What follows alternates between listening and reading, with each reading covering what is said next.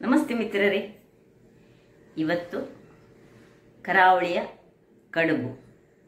ಆದರೆ ಆ ಕಡುಬಲ್ಲಿ ಒಂದು ಸ್ಪೆಷಲ್ ಉಂಟು. ಅದಕ್ಕೆ ನಾನು ಮೆಕ್ಕೆಜೋಳವನ್ನು ಯೂಸ್ ಮಾಡಿ, ಅಂದರೆ ನಾವು ಜೋಳ ಅಂತ ಮಂಗಳೂರಿನಲ್ಲಿ ಕರಿತೇವೆ, ಅದನ್ನು ಯೂಸ್ ಮಾಡಿದಂತಹ ಒಂದು ರುಚಿಕರವಾದ ಮತ್ತು ಆರೋಗ್ಯದಾಯಕವಾದ ಕಡುಬು.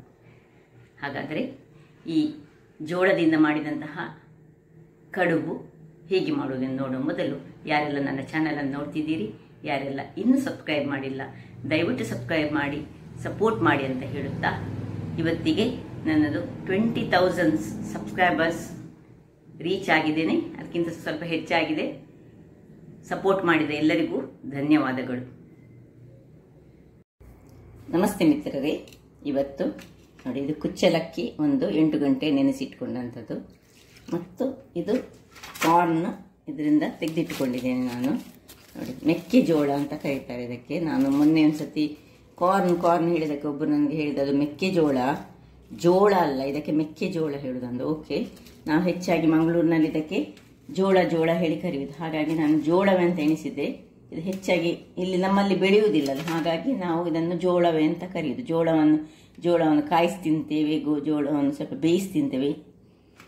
ಇನ್ನು ಇವತ್ತು ನಾನು ಮಾಡೋದು ಈ ಮೆಕ್ಕೆಜೋಳವನ್ನು ಯೂಸ್ ಮಾಡಿದಂತಹ ಕಡುಬು, ಅದು ಸಹ ಮಸಾಲ ಕಡುಬು. ಇಲ್ಲಿ ನೋಡಿ, ಮೆಕ್ಕೆಜೋಳವನ್ನು ತೆಗೆದಿಟ್ಕೊಂಡಿದ್ದೇನೆ.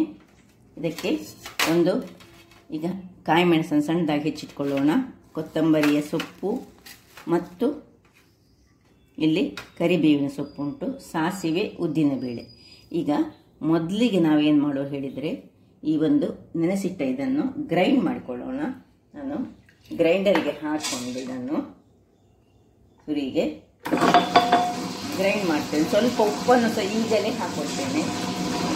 ತುರಿಗೆ ಎಲ್ಲ ಅಕ್ಕಿಯನ್ನು ಹಾಕೊಳ್ಳೋಣ, ಮತ್ತೆ ಈ ಜೋಳವನ್ನು ಸಹ ಹಾಗೆ ಮೆಣಸು ಮತ್ತೆ ಕಟ್ ಮಾಡಿ ಮಿಕ್ಸ್ ಮಾಡಿಕೊಳ್ಳಿಕ್ಕೆ ಈಗ ಜೋಳವನ್ನು ಸಹ ಹಾಕೊಳ್ತಿದ್ದೇನೆ. ನೋಡಿ, ಇದರಲ್ಲಿ ನಾನು 1 ಗ್ಲಾಸ್ನಷ್ಟು ಅಕ್ಕಿ ತೆಗೆದುಕೊಂಡ್ರೆ 1 ಗ್ಲಾಸ್ನಷ್ಟು ನಮಗೆ ಜೋಳ ಬೇಕಾಗ್ತದೆ. ಜೋಳ, ಇನ್ನು ಉಪ್ಪನ್ನು ಹಾಕೊಳ್ತಿದ್ದೇನೆ, ರುಚಿಗೆ ತಕ್ಕಷ್ಟು ಉಪ್ಪು ಹಾಕಿ ಎಲ್ಲವನ್ನು ಗ್ರೈಂಡ್ ಮಾಡಿದ ಮೇಲೆ ನಿಮಗೆ ನಾನು ತೋರಿಸ್ತೇನೆ. ವೀಕ್ಷಕರೇ, ಇದು ಗ್ರೈಂಡ್ ಆಗ್ತಿರುವಾಗ ಇಲ್ಲಿ ನಾನೊಂದು ಬಾಣಲೆಯನ್ನು ಇಟ್ಟುಕೊಂಡಿದ್ದೇನೆ. ಬಾಣಲೆಗೆ ಒಂದು ಚಮಚದಷ್ಟು ಎಣ್ಣೆಯನ್ನು ಹಾಕೊಳ್ಳೋಣ. ನೋಡಿ, ಎಣ್ಣೆ ಬಿಸಿ ಆಗುವಾಗ ನಾವು ಉದ್ದಿನ ಬೇಳೆ ಮತ್ತು ಸಾಸಿವೆ ಎರಡನ್ನು ಸಹ, ಇಲ್ಲಿ ನಾವು ಕಾಯಿ ಮೆಣಸು ಯೂಸ್ ಮಾಡ್ಬೋದು, ಅಥವಾ ಈ ಕೆಂಪು ಮೆಣಸು ಸಣ್ಣ ಹೆಚ್ಚಿಟ್ಕೊಂಡು ಮಾಡ್ಬೋದು. ನೋಡಿ, ಎಲ್ಲವನ್ನು ಸಣ್ಣ ಹೆಚ್ಚಿಟ್ಕೊಂಡಿದ್ದೇನೆ. ಕಾಯಿ ಮೆಣಸು ಇದು ಒಡಿಲಿ, ಸಾಸಿವೆ ಒಡೆಯುವಾಗ ನಾವು ಕಾಯಿ ಮೆಣಸು, ಕೊತ್ತಂಬರಿ ಸೊಪ್ಪು ಮತ್ತು ಕರಿಬೇವಿನ ಸೊಪ್ಪು ಇಷ್ಟನ್ನು ಹಾಕೊಳ್ಳೋಣ.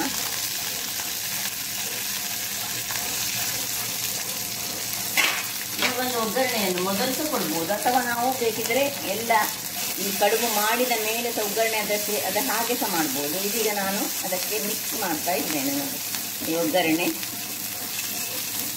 ಸ್ವಲ್ಪ ಫ್ರೈ ಆಗಬೇಕೆಲ್ಲ, ಚೂರು ಹೆಚ್ಚಲ್ಲ. ಸಾಸಿವೆ ಹೊಡೆದು ನಮ್ಮ ಉದ್ದಿನ ಬೇಳೆ ಫ್ರೈ ಆದರೆ ಸಾಕು. ಇದೆಲ್ಲ ಸ್ವಲ್ಪ ಹಸಿ ಇದ್ದರೆ ಸಹ ತೊಂದರೆ ಇಲ್ಲ. ಜಸ್ಟ್ ಒಂಚೂರು ಹಸಿವು ವಾಸನೆ ಹೋಗುವವರೆಗೆ ಇದನ್ನು ಚೂರು ಹುರಿದ್ರೆ ಆಯಿತು, ಸಾಕು. ಇಷ್ಟನ್ನು ಇದೀಗ ಸ್ವಲ್ಪ ತಣ್ಣಗಾಗಿ ಬಿಡೋಣ.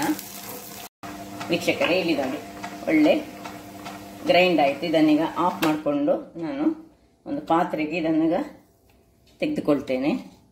ಎಲ್ಲವನ್ನು ತೆಗೆದು ನಿಮಗೆ ತೋರಿಸ್ಕೊಳ್ತೇನೆ. ನೋಡಿ, ಈ ರೀತಿಯಾಗಿ ಬರಬೇಕು.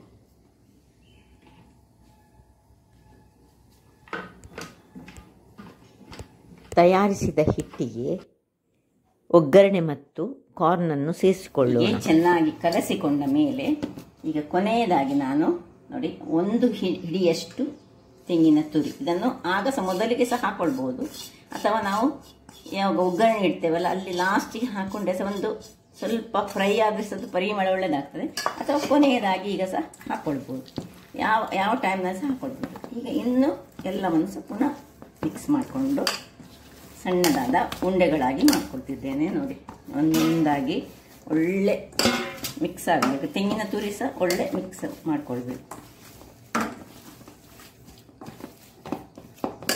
ಈಗ ಒಂದೊಂದಾದ ಉಂಡೆ ಹೀಗೆ ರೌಂಡ್ ರೌಂಡ್ ಮಾಡಿಕೊಂಡು ಒಂದು ಸಣ್ಣ ಹೋಲ್ ಮಾಡ್ಕೊಳ್ಳೋಣ ನಡುವಲ್ಲಿ. ಇದು ಬೇಯಲಿಕ್ಕೆ ಸಹ ಒಳ್ಳೆಯದಾಗ್ತದೆ. ಮತ್ತು ನಮಗೆ ಕರಾವಳಿಯವರಿಗೆ ಒಂದು ಪದ್ಧತಿ ಉಂಟು, ರೌಂಡಲ್ಲೇ ಇಡಲಿಕ್ಕಿಲ್ಲ ನಮಗೆ, ಅದರಲ್ಲಿ ಒಂದು ಸಣ್ಣದಾಗಿ ಹೀಗೆ ಹೀಗೆ ಅಥವಾ ಉದ್ದಕ್ಕೆ ಮಾಡಿ ಸಹ ಮಾಡಿಕೊಳ್ಬೋದು. ಎಲ್ಲವನ್ನು ಸಹ ನಾನು ಈ ರೀತಿಯಲ್ಲಿ ಒಂದೊಂದಾಗಿ ಉಂಡೆಗಳಾಗಿ ಮಾಡಿ ನಾನು ನಿಮಗೆ ತೋರಿಸ್ಕೊಡ್ತೀನಿ. ವೀಕ್ಷಕರೇ ನೋಡಿ, ಎಲ್ಲ ಉಂಡೆಗಳು ರೆಡಿ ಆಯಿತು. ಈಗ ಇಲ್ಲಿ ಇದು ಬಿಸಿಯಾಗಿದೆ ನೋಡಿ, ಇದರೊಳಗೆ ಎಲ್ಲವನ್ನು ಒಂದೊಂದಾಗಿ ಇಟ್ಟುಕೊಳ್ಳುವ ಮೊದಲು ನೋಡಿ, ಇದರಲ್ಲಿ ನೀರಿದ್ದರೆ ಇದನ್ನು ಸ್ವಲ್ಪ ತೆಗೆದುಕೊಳ್ಬೇಕು. ಆವಿ ಬಿದ್ದು ನೀರಿರ್ತದೆ. ಸೊ ಒಂದೊಂದಾಗಿ ಒಳ್ಳೆ ಪೇಡದ ಹಾಗೆ ಕಾಣ್ತಾ ಉಂಟು. ಇಲ್ಲಿ ನೋಡಿ, ಇಲ್ಲಿ ಇದು ಈ ಹಾಲಿನ ಪೇಡದ ಥರದಲ್ಲಿ ಬರ್ತದೆ. ಇದು ರುಚಿ ಸಹ ಅಷ್ಟೇ ಚೆನ್ನಾಗಿ ಬರ್ತದೆ. ಸೊ ಇದನ್ನು ಎಲ್ಲವನ್ನು ಹೀಗೆ ನಾನು ಇಟ್ಟುಕೊಂಡು ಅದರ ಮೇಲೆ ಒಂದು ಇಡುವ. ಹೀಗೆ